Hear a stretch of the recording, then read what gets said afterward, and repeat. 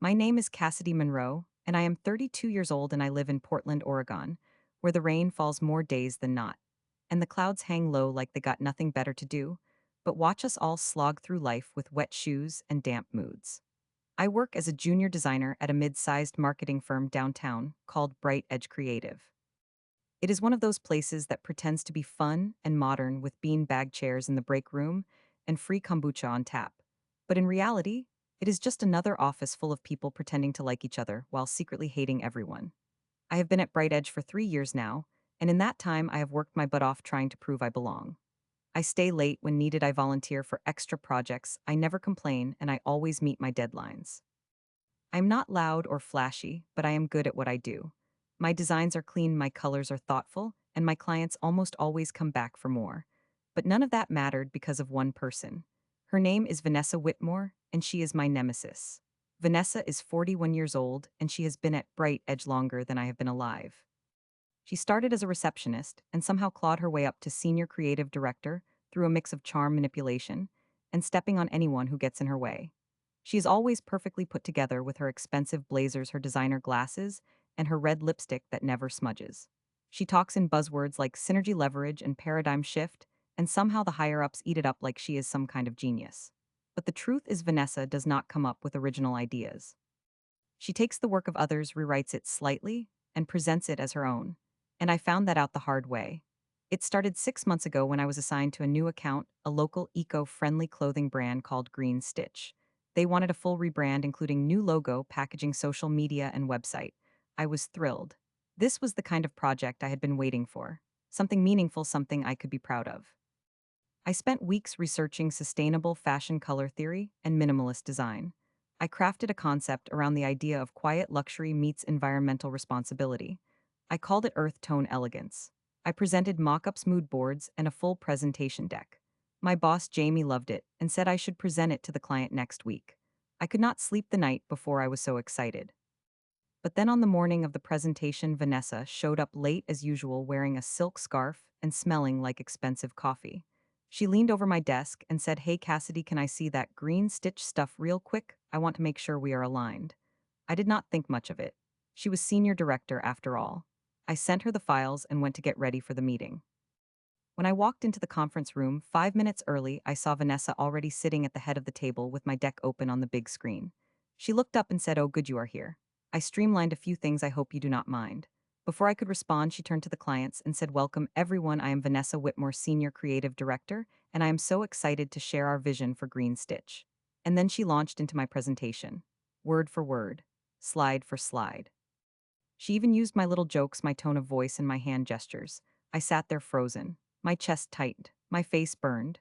The clients nodded along and said things like, "Wow, this is brilliant, and we love the earth tone elegance concept." At the end, they clapped. They clapped for her. And when they asked questions, I tried to answer, but she would cut in and say, "What Cassidy means is," or let me rephrase that. It was like I was not even in the room. After the meeting, she patted my shoulder and said, "Good job supporting the team, Cassidy." I almost threw up. The account went to Vanessa. She took credit for the entire rebrand. My name was not on any of the deliverables. When I went to Jamie and said something, he said, "Look, Cassidy, I know it is frustrating, but Vanessa knows how to talk to clients. She makes us look good. Just be patient. Be a team player." I could not believe it.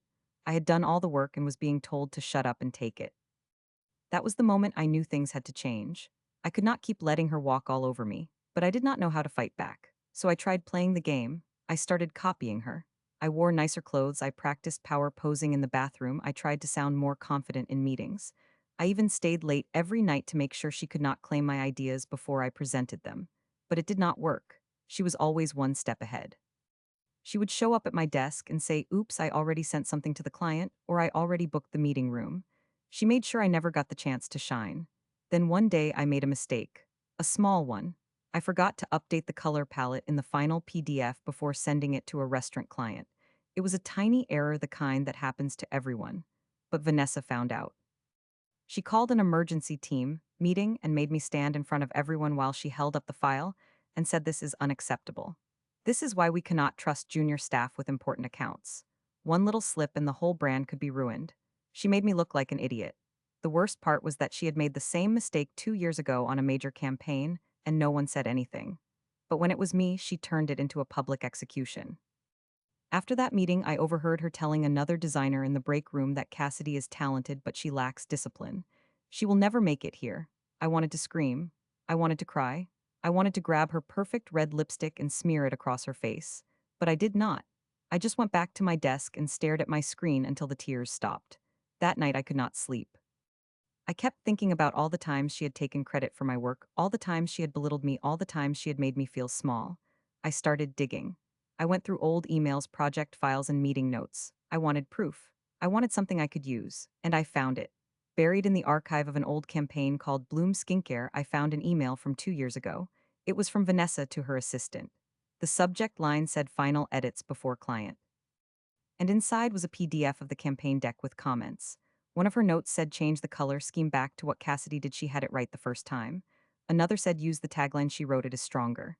And then there was a line that made my blood boil. Do not credit her. I will present it, I had it. Solid proof that she had stolen my work before. But I did not know what to do with it. If I showed it to Jamie, he would probably just tell me to let it go. If I went to HR, they might side with her because she is higher ranked. I needed something bigger, something that would destroy her. So I waited. I bided my time. I kept doing good work. I kept my head down and I watched. And then I saw my chance. Bright Edge was up for a huge contract with a national outdoor gear company called Summit Trail. It was worth over $2 million and would put our agency on the map. The pitch was in 6 weeks and the entire office was buzzing. Vanessa immediately claimed the lead. She called a team huddle and said, I will be running this. You all will support. I fought back the urge to roll my eyes, but then Jamie said we need fresh ideas. Let us have an internal competition. Everyone submits a concept. We pick the best one and develop it as a team, but the lead designer will be the one who created the winning idea. My heart raced. This was my shot. I went all in. I took vacation days, I worked nights and weekends, I sketched hundreds of thumbnails and built 3 full concepts. I interviewed hikers, backpackers, and park rangers. I studied color psychology patterns in nature and sustainable materials. I wanted something real, something authentic. My final concept was called True North. It was about returning to the wild not as a tourist, but as a protector. The visuals were stark and powerful. Black and white photography with pops of earth green and sky blue. The tagline was not conquering nature, belonging to it. I poured my soul into that presentation. When submission day came, I uploaded my files with a prayer. 2 days later, we had the review meeting. All the designers sat in the conference room as Jamie and Vanessa flipped through the concepts on screen. Some were generic, some were loud, some copied trends. And then they got to mine. Jamie leaned forward. This is different. Vanessa barely glanced at it. She said it is too quiet, too serious. Our client wants energy, not gloom. Jamie looked unsure but nodded. Then they got to Vanessa's submission. Of course she had one, it was flashy. Bright colors, exploding fireworks, mountains on fire, slogans like crush the climb and dominate the trail. It was everything True North was not. Jamie liked it. He said this has punch, this has fire. This is what Summit Trail needs. My stomach dropped. I could not believe it. They were picking her idea, the fake, loud, obnoxious one, the one that screamed sell, sell, sell instead of meaning something. But then Jamie said, let us check the rules. The winning concept has to be original and not previously submitted to another client. He pulled up the archive, and there it was. Vanessa's exact campaign with only minor changes had been pitched 2 years ago to a mountain energy drink brand that went out of business. She had recycled it. She had broken the rules. I almost laughed. She saw the look on my face and turned pale. Jamie noticed. He pulled up the old files side by side. The layouts, the fonts, the colors, everything was the same. He turned to her and said, Vanessa, is this a coincidence? She stammered, I just used it as a reference. I did not think. Jamie cut her off. You know the rules. Recycled work is disqualified. Effective immediately, you are off the Summit Trail pitch. Cassidy, your concept is the only one left standing. You are the lead. I did not celebrate. Not yet, because I knew Vanessa would not go quietly, and I was right. Over the next 3 weeks, she tried everything. She scheduled conflicting meetings. She told the client I was unavailable. She deleted files from the shared drive. She even told Jamie I was having a mental breakdown and should not be trusted with the account, but I had backup. I saved everything to my personal drive. I CC'd myself on every email. I documented every lie, and I kept working. I brought in real hikers for photos. I sourced eco-friendly packaging. I built a prototype app for trail conservation. The client loved it. They said it was the most authentic pitch they had ever seen. The day of the final presentation came. We flew to Denver. I stood in front of the Summit Trail boardroom and presented True North from start to finish. No one interrupted. No one took credit. When I was done, they clapped. The CEO stood up and said, this is it. This is who we are. We are signing with Bright Edge and we want Cassidy Monroe as our lead creative. I looked at Vanessa. She was standing in the corner, her face like stone. She did not clap. She did not smile. She just left. When we got back to Portland, Jamie called me into his office. He said, I owe you an apology. I should have seen what she was doing. You are promoted to senior designer effective immediately. You will have your own team, your own office. You will lead all future pitches for outdoor and sustainability brands. I thanked him and walked out with my head high, but I was not done. 2 days later, an anonymous link started circulating in the office. It went to a private Google Drive. Inside was every email, every file, every proof of Vanessa stealing work over the past 10 years, including the Bloom skincare email and the energy drink pitch. Someone had compiled it all. Someone had exposed her. HR launched an investigation. Within a week, she was let go. Not fired, just let go. No severance, no farewell party, just gone. I did not tell anyone I was the one who sent the link, but on her last day, I walked past her desk. She was packing a box. She looked up and said, You think you won, don't you? I smiled and said, I know I did. Then I leaned in and whispered, Next time, check your metadata before you lie. Her face went white. She knew. Now, 6 months later, I have my own team. My name is on the door. My work is in magazines, and my office has a window that looks out over the city. Vanessa tried to open her own agency, but no one hired her. Rumor has it she is doing logo work for vape shops in Beaverton. I do not care. I have moved on. But sometimes when it rains and the sky is gray, I think about that moment in the conference room when I finally stood up.